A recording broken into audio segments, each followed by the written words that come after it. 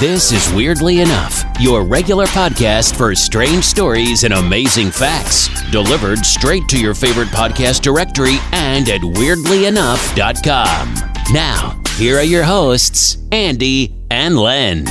So, welcome back to the Weirdly Enough podcast. Yes, we're back on the air again after our little long Christmas break. It was very long, actually. It's even as long as Australian broadcasters take for their summer holidays. You ever listen to Australian radio? I listen to Christian O'Connell. He's gone out to Australia, and they have like 8 weeks where there's just nothing on their radio over the summer because it's Christmas as well and summer, yeah. So they combine the whole thing. I've been listening to a lot, and this might sound strange or weird, but I've been listening to a lot of Harold Faltermeyer today. Rings a bell. Is he the guy that did the theme tune for, I'm going to say, Beverly Hills Cop? Yeah, Beverly Hills, Axel F, dude, and The Running Man, and all that kind of really deep, bassy, you know, that I just had a mood for that today. I've been listening to a lot of that, but it reminded me of a film I watched quite recently with Andy Samberg, and it called I can't remember what it's called now. It'll come to me. I've written it down here. Where he is like an Evel Knievel style motorbike jump guy. Oh, right. But the kind of comedy of the Samberg thing is it's set in the 90s, but it's got all this kind of Running Man, like, you know, heavy based music in it. It's called Hot Rod. It's very, very good. Oh, I'm being told I need to start a free trial on Microsoft Word, even though I have it. But anyway, we'll carry on regardless. Yes, we are back here with Weirdly Enough. You can find us at weirdlyenough.com.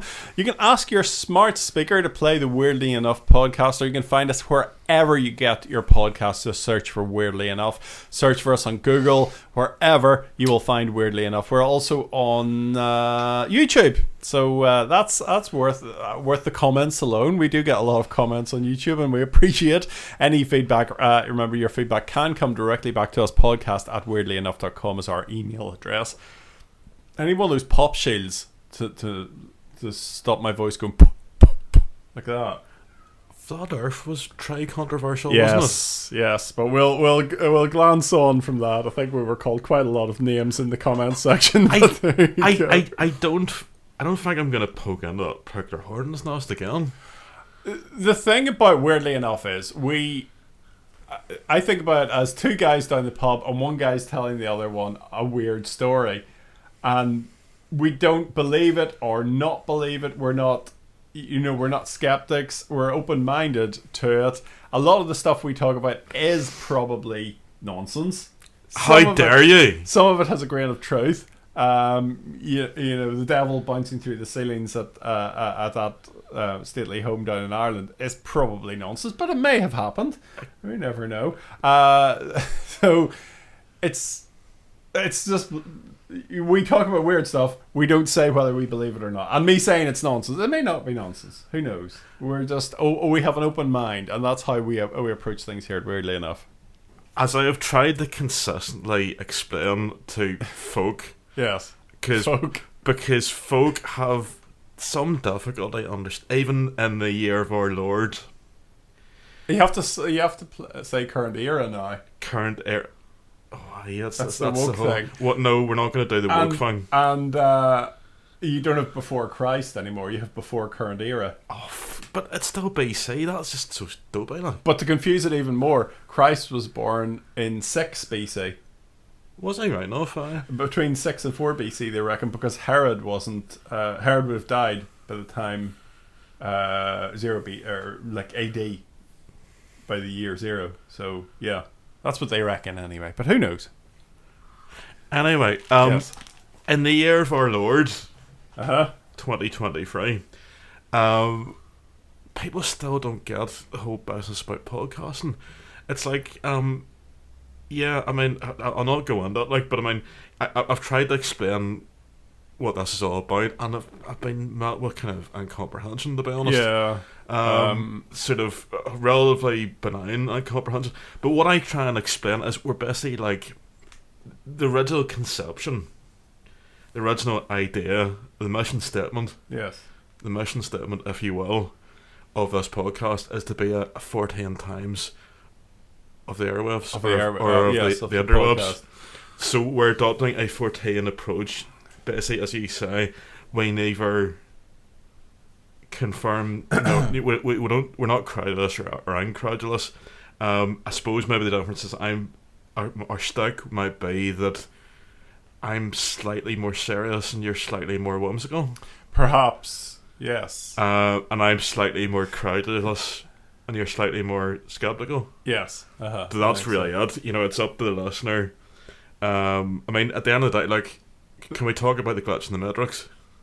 Yeah, that was strange. Explain what When we happened. were driving here, there was a car in a junction, and it was like halfway out of the junction. A load of cars behind it, waiting, queuing up, busy traffic, busy day, and no driver in the first car. They had just disappeared. Nobody was like in any way worried about this. Nobody was like, "Where's that person gone?" They're all just sitting there patiently, and there's nobody in the front car. Yeah.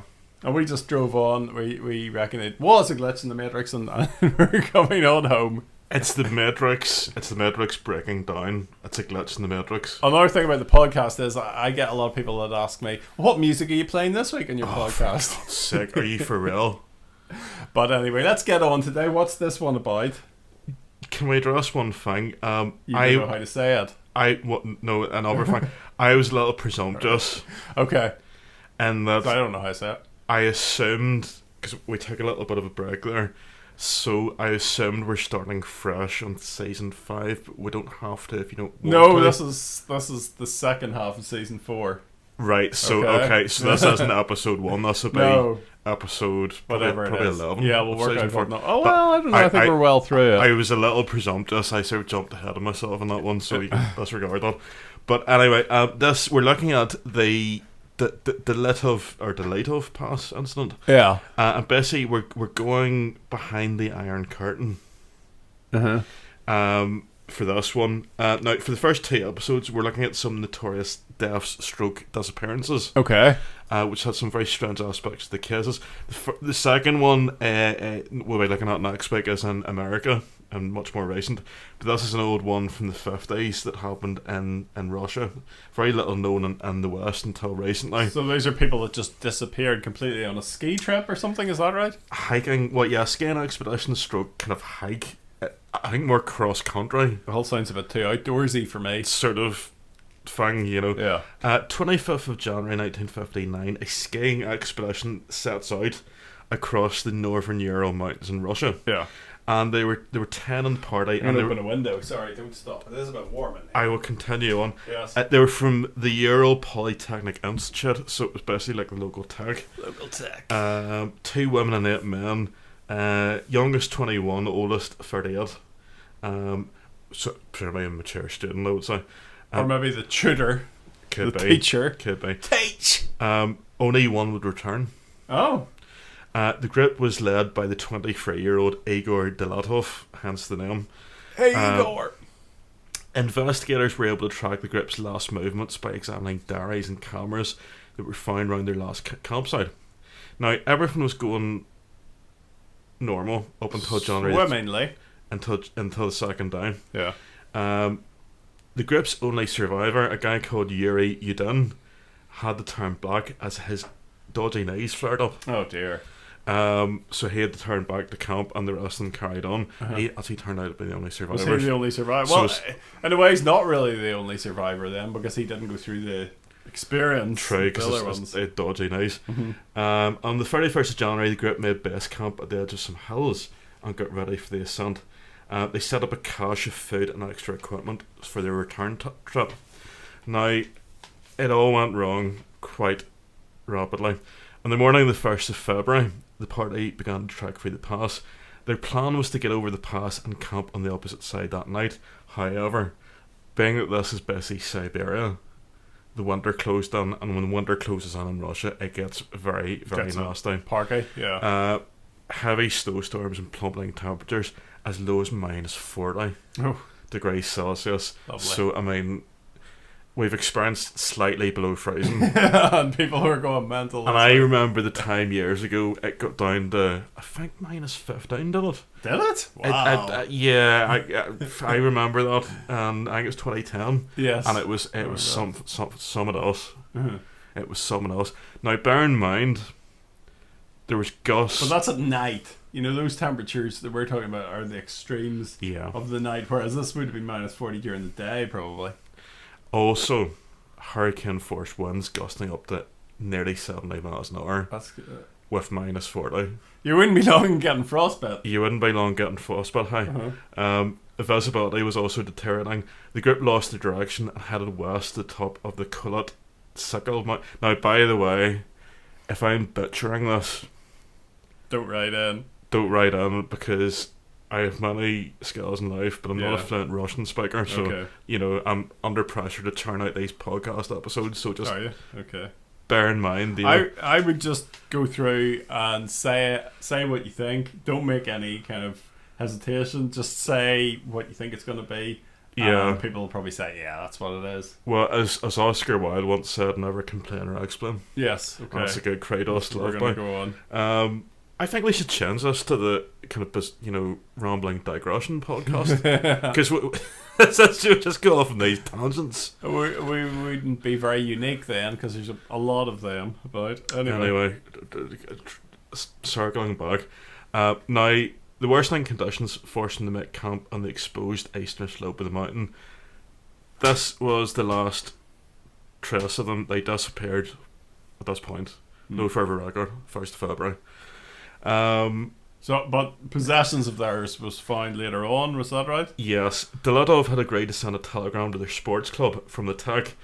As soon as they came back from the mountain, the target date was supposed to be the 12th of February. Okay. So it was like, I'll let you know by 12th of February what's happening. Yeah. Now, the 12th of February came and went with no word from the climbers. However, there was no immediate concerns, as expeditions often got held up coming back from the mountains. Got to 20th of February and there was still no word, and the families were starting to kick off and get extremely worried. So the TAC sent out teachers and student volunteers to search for them. Couldn't find them. Right. So they ended up getting the military involved. So it's the Red Army and local militia units joined the search and just combing the whole place. Well, I'm sure they'll sort everything out. Yeah. It wasn't until the 26th that they found the badly damaged and abandoned remains of the tent where the group had taken shelter. Are we starting to think this might be an abominable snowman? Possibly. The discovery led to more questions than answers. The tent was empty aside from the group's belongings and 9 pairs of shoes. The tent had been cut open from the inside. There were 9 pairs of footprints, and the prints indicated that the walkers were shoeless. And they led down to some woods, less than a mile away on the opposite side of the pass. At the edge of the woods, they found the first bodies. Okay. There was 2 of them, and they were both shoeless and both in their underwear. There was broken branches in the trees, suggesting that the deceased had climbed up the trees to look for something. Yeah. Nearby, the investigators found 3 more bodies. Now, it wasn't until the 4th of May before they found the last 4 hikers, because they were buried under a 13-foot snowdrift in a ravine in the middle of the woods. Lovely. Now, they did a post-mortem on them, and they thought it was hypothermia. However, they had a look at the bodies that they discovered in May and found that they had skull damage and chest fractures. The bodies had no external wounds associated with bone fractures, so it looked like they had been killed by pressure, right? Like air pressure. Yeah. One of them, again, I'm struggling with these names, but there was a young lady called Lyudmila Dubina, I'm going to say. Unfortunately, she was in a bad way. She was missing her tongue, missing her eyes, part of her lips, as well as facial tissue and a bit of her skull. Yeah. And there's a young guy called Semyon Zlatov, and unfortunately he lost his eyeballs. Post-mortem examination indicated the victims had died 6 to 8 hours after their last meal. And there was also unusual levels of radiation on the bodies. Wow. There was a young lad called Yuri Kuntsevich, 12 years old. He attended some of the funerals. The coffins were open, as would have been the custom, because quite often in Russia, it's like they have like at funerals the coffins are open. It's yes, like a cultural like Lenin lying in state. Yeah. So he got a look at the bodies, and the bodies were stained like a very deep brown, tan colour. Right. Now this guy Yuri grew up to become head, because he became obsessed with us, and he became head of the Dyaltov Foundation. Right. Now the aim of this foundation is to continue investigation of this case, which is ongoing to this day, and they've actually set up a museum called the Dyaltov Museum in a town called Ekaterinburg in the Urals. Right. Okay. Now Ekaterinburg has, again going off on a slight tangent, has a slightly sinister history, because if you are aware, that's actually where the Russian royal family were murdered. Oh, right. In 1918. Yeah. It was in Ekaterinburg, so it was a bit of a sinister thing in there, you know, some sort of sinister energy in the place.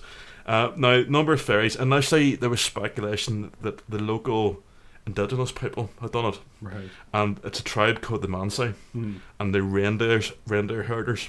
Okay. So the motivation might have been that the party trespassed on their land, and they then stalked the Russians, and in dead of night it attacked the camp and murdered them all. Yeah. Right. However, the skeptical point of view would be, would that really have been enough of a motivation to do a mass murder? And also, the Mansi tend to be very peaceable people. Okay. They're not very aggressive people, you know. Yeah. Another party of hikers had observed strange orange spheres in the sky on the 1st of February. This was about 30 miles south of where the bodies were found. There had been ongoing reports of this strange occurrence for several months in the local area. And some years after the incident, the police officer had led the official investigation. In 1959, Lev Ivanov published an article which stated that his team had themselves witnessed what he called flying spheres. So it could have been the aliens. Right. Again. Flying spheres. Come. Now, Was there any talk of the abominable snowman, the Yeti? surprisingly not, actually. Oh, dear. Now, we're getting into an area that I'd be more intrigued by. A couple of interesting theories. 1990, there's a guy called Anatoly Gushkin brought out a book called The Price of State Secrets is 9 Lives. And he laid out an idea that the real story was that the hikers were inadvertent victims of a secret weapon experiment. And they kind of stumbled onto this. And obviously that one out of the authorities would want to keep us under wraps and not tell anybody. Another possibility is that they just stumbled onto a military test area. At this time, the army were testing out parachute mines. Right. So what could have happened is they could have been woken out of their sleep by the explosions, ran from the tent in confusion in their underwear and shoeless, and didn't know what was going on, tried to seek cover from the bombardment, and then due to the minus 40 temperatures, the party got frozen to death, and the others scavenged the bodies for their clothes and then got killed by blast from the bombs, which would explain the whole pressure thing. Yeah. Well, that's very plausible, actually, because it would be consistent with being blown up. Some of the relatives who viewed the bodies said they had orange skin and grey hair. Right. And this, together with higher than normal levels of radioactivity in the bodies, led to the theory that the Russians were on the QT dumping nuclear waste. Right. Just dumping them in the middle of nowhere and just saying nothing about it, you know. However, it's more likely this could have been because the bodies were mummified. Because they've been out for months in very dry, very cold conditions, and they just literally got dried out and mummified, which can happen up mountains and stuff. To be radioactive then? Well, good question. Anatoly Shiplev, who's an aviation historian, blames the Americans. Oh yes. He alleges that a US spy plane dropped a photo flash bomb, which I've never heard of, but apparently this is a thing. This panicked the hikers who had abandoned the shelter and then froze to death. Now, there's an interesting one here. Have you ever heard of paradoxical undressing? It's where people feel that they're far too hot when they're actually really cold. Yeah. It often, and sadly, it often gets homeless people and people here stuck out in places, you know.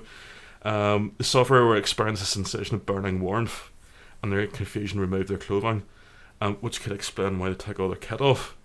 Now this is a very interesting one, and this is one I like. 2013, Donny Icar published a book called Dead Mountain. He theorised that the wind going around the mountain created what they call a Kármán vortex sheet. Okay. And this creates this weird infrasound effect that can give people panic attacks. Right. In this scenario, the hikers were overwhelmed by a sense of panic and dread. Yeah. Abandoned the tent in the dead of night without their clothes and equipment. By the time they calmed down, they were stuck in the dark, and in the horrible freezing conditions. The injuries in the bodies could have been the result of falling down the ravine in the middle of the night and smashing against the rocks. And there's other ferries attacked by local wildlife.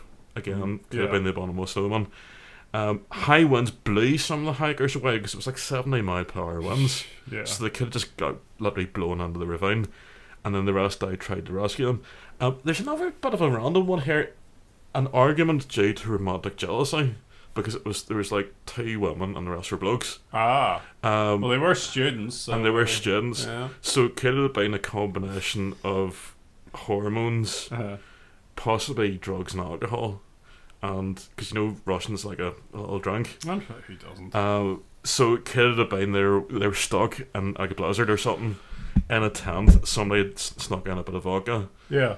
Had a few vodkas and things got a wee bit heated. Maybe these things happen, and it turned violent. There's loads of ferries. And so if anybody has any ferries, drop them in through the normal. Brilliant. Yeah. Very normal, interesting. What happened? Let us know. I would say it's something to do with like the military bombs or something like that. Military testing. That's where I'm coming from. But anyway, thank you very much for listening to this week's Weirdly Enough. I'm going to be back and I'm going to be talking about the gentleman pirate Stede Bonnet in my weird shorts this week. But do stay tuned for that. Remember, you can find us wherever you get your podcasts. We're on Facebook, just search for Weirdly Enough Podcast. We're Weirdly Enough PC on Twitter as well, or you can get in touch, podcast@weirdlyenough.com. If you're from the UK, you'll probably have heard the news this week that Ken Bruce is leaving BBC Radio 2. If you're not from the UK, it probably won't matter a lot to you, but it's kind of a big deal for us here. Bruce hosts a pop quiz every weekday at 10:30am, and it's written in the UK law that the country must come to a complete standstill during the quiz. Now, why am I talking about this, I hear you ask? Well, the BBC have spent the last few years ruining Radio 2 by replacing well-loved presenters with newer stars who don't have the same appeal. And many people think this is a big mistake, but the corporation is well known for making bad commissioning decisions, and one of the biggest of these is Flight of the Conchords. Remember Flight of the Conchords back in the late noughties? That was a great show. It was like made by HBO or something like that. I'm not sure if you remember. HBO made it in the end. And because it became an instant cult classic, following the lives of 2 naive musicians from New Zealand in their quest for fame in New York. Conchords had originally been a radio play on the BBC with Rob Brydon presenting it. However, when it came to making a TV version, the commissioners passed up the opportunity to create this cult classic. The team behind Conchords, I hope I say this chap's name right, Take Waititi and Jermaine Clements, went on to produce many great TV shows and movies, including What We Do in the Shadows. That's the vampire thing. You ever watch that? It's really good. It's very good. Yeah, and there's a film set in New Zealand of What We Do in the Shadows as well. It's very good. And now their latest show is called Our Flag Means Death. The latest series, Our Flag Means Death, is on BBC iPlayer now, as well as HBO Max. I think it's on. I think you can watch it in the States. Another season has already been commissioned. Our Flag Means Death chronicles the exploits of a gentleman pirate called Stede Bonnet, but some viewers might not realise the story is based on fact. Stede Bonnet was often nicknamed as the gentleman pirate. He was born in Barbados in 1688 to a wealthy English family. He married Mary Allambie. In the series, it shows that it was an arranged marriage. I don't know if that's true or not. I can't find anything that confirms it, but it seemed to be that the family set them up. He had three children with Mary, 2 sons and a daughter, who were all below the age of 5 when he abandoned the family in pursuit of the high seas. Pirates usually acquire their vessels dishonestly. They usually plunder and steal ships. However, the Revenge Bonnet ship was bought, and the 60-ton sloop equipped with 10 cannons. He had absolutely no seafaring experience and relied on the quartermaster and officer for their knowledge of sailing, which resulted in disrespect from the crew.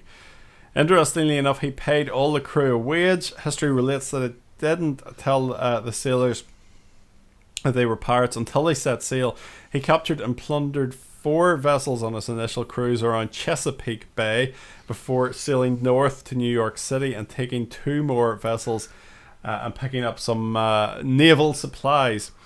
In September 1717, he set sail for Nassau, an infamous pirate then, and en route he encountered a Spanish man-of-war vessel that badly damaged the Revenge, and Bonnet was seriously wounded in the encounter. But at Nassau he upgraded the sloop and increased its armaments. He added a couple more cannon. Nobody really knows why he called the sloop the Revenge. It's not thought that he was trying to take revenge on anyone particularly, or that he had grievance with anyone, but perhaps it's just a popular name for pirate vessels at that time. In Nassau, now this is the interesting bit, he fell in with the infamous pirate Edward Teach, who is Blackbeard, and he played a large part in the remainder of Bonnet's life. It's thought that Bonnet's place as a gentleman and flamboyant dress sense attracted and beguiled Blackbeard, who befriended the dundering captain and eventually took control of the Revenge, where the pair went on to plunder another multitude of ships around the Delaware Bay area. A captain of a plundered ship, Captain Cod, this guy was named. Captain Cod. So he probably makes a lot of fish fingers. Described Bonnet as walking around the deck of the ship in a nightshirt, lacking any command and unwell from the wounds he had received during the Spanish attack. Many other accounts catalogued the trials of the seafaring gentleman until his capture and trial in November 1718. After being lectured by the judge on his violations of Christian duties, Sir Nicholas Trott sentenced Bonnet to death. The hanging was delayed 7 times when Bonnet visibly disintegrating mind moved a lot of Carolinians into pity. So people took pity on him. They said, should you hang him? And this was actually reported in the English papers as well. Psychologists now look back on Stede Bonnet and propose all sorts of mental health issues that caused him to leave his family and embark on a wild adventure, with one possible condition being bipolar disorder. Anyway, it's very interesting, and he is a very weird man, and well worth a bit of a look in our Weirdly Enough. The TV show, it's called Our Flag Means Death, starring brilliant Kiwi actors Rhys Darby as Bonnet and Takai Wakiki as Captain Blackbeard, is well worth a watch. I hope I said that chap's name right. He used to be Take Cohen, and he changed his name to Wakiki. But there you are. Would you like a story about Nessie? Because we always have a Nessie story here. Yes, you never get. We even brought it into Alistair Crowley. Oh yes, the Nessie thing. We do report on it quite a lot, on Weirdly Enough. But there's been another sighting of the Loch Ness monster, or indeed what people are claiming to be the mythical beast. Anyway, Nessie fans are worried as the sighting wasn't on the famous Scottish lake, but all the way across the Atlantic, on the coast of North Carolina, sparking fears that the monster may have escaped the loch. Footage shows a huge beast with its head out of the water off the Atlantic beach in North Carolina before its entire body disappeared to surface and then dipped back underwater. Some people suggest the monster was actually a gator or even a baby whale after the footage was posted by Chasing Tails Outdoor Bait and Tackle Store. Sightings of the monster go back as far as 565 AD, when its sighting was first documented in the biography of St. Columba. But popularity of sightings started in earnest in 1933 when a road near the loch was completed, which gives visitors a view of the lake. Of course, the surgeon's photo being the famous one. That was from the 20s, wasn't it? It was the first one. You know, he was actually a gynecologist, but nobody wanted to say the gynecologist photo because they thought that was a little bit rude. No, seriously, that's true. So they call him a surgeon. Yeah, but he was a gynecologist. Yes, they thought that would discredit. I'm a bit disturbed by this next story. I've been what? Well, we'll do this one and then we'll save the rest later. In the skies over Malta, things haven't been all they seem, especially if you've seen a helicopter making a rather unusual flight pattern. It turns out that the helicopter pilot flew a fairly simplistic shape of a penis. So they allege anyway, knowing that his antics would be available for all to see on flight tracking apps and websites later on. The penis shape was spotted by popular flight tracker site Flight Radar 24, who went on to tweet the flight path along with the message, "Meanwhile in Malta." Malta's armed forces, however, were quick to defend their pilot, stating that the drawing did not show the entire flight path. These antics, though not uncommon, have been known to land pilots in hot water, with one Navy pilot from the US getting grounded for drawing a willy with jet trails, which I would give him a medal, because I don't think it would be that easy to do. But there you go. Thank you for listening. Have you anything more to add? Don't think so. I think that's enough for one day, you know. Again, if you like Weirdly Enough, do subscribe, do give us a like, it helps a lot.